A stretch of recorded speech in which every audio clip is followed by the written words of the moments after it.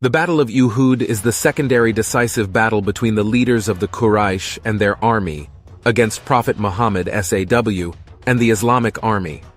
The Battle of Uhud took place 3 years after the Prophet PBUH's hijrah to Medina and 1 year after the Battle of Badr. The Battle of Uhud had a main objective: to murder Prophet Muhammad SAW and to destroy Islam. After the Battle of Badr, where the Muslims were victorious in defeating the Meccan army, the leaders of Mecca were enraged. They were humiliated and upset that their large army lost to a much smaller army. Therefore, they wanted to redeem themselves and destroy Islam once and for all. They gathered a much larger army and prepared for Uhud, a little outside Medina.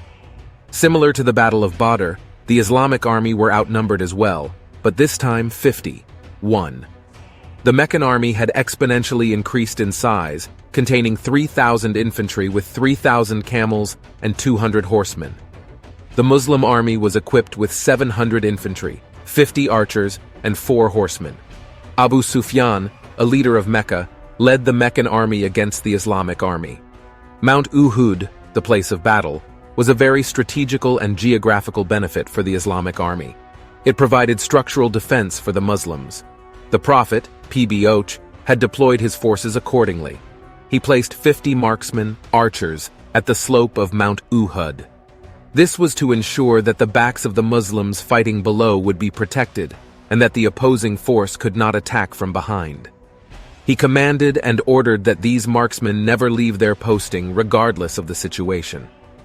On the battlefield, 3 lines of defenses were issued by the Muslim army, exactly like the Battle of Badr. And just like the traditions of the time, a representative was called forward to start the battle. Ali ibn Abu Talib was called forth, representing the Muslim army, and the Meccan army was represented by Talha ibn Abu Talha. He was also the bearer of the banner of the pagans. During that time, the bearer of the banner was considered to be the leader of the army. Within one swift motion, Ali was able to defeat Talha and those to come after him. As the fighting began, the Prophet Muhammad SAW would yell, "Allahu Akbar, God is great," and charged forward. As the Muslims were gaining more momentum, they rapidly defeated those of the opposing forces. That then caused for the switch from defense to offense. The Muslims were led by Ali al-H.